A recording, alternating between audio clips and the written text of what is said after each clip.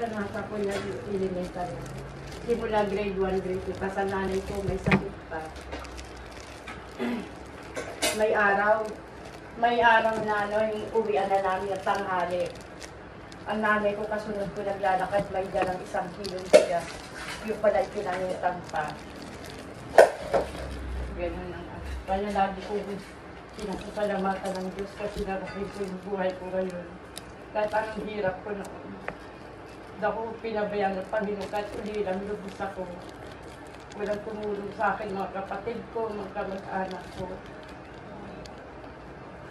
Tapos nung kinuha ko ng tiyahin ko mayaman, nakala ko ang doon na yung sarap ng buhay ko. Yung pala pagkatubo sa ulungga ko, ginawa lang ako katulong.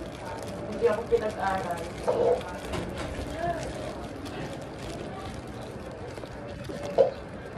Ngayon, ang magandang buhay ko, binigyan ako ng Diyos na. Yun ang hiniling ko noon eh. Bigyan ako ng asawa sa mga anak na kaya binigay sa akin ng higit pa. Magaganda, walang kapansanan.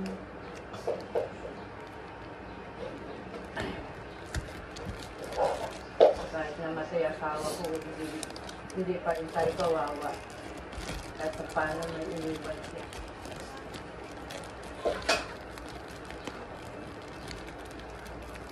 Ngayon, nadadagdagan na yung mga anak na tumutulong sa akin.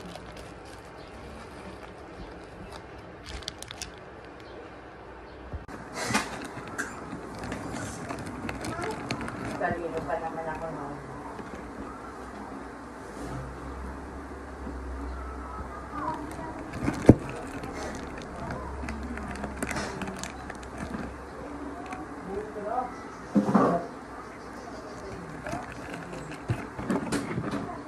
Anong oras?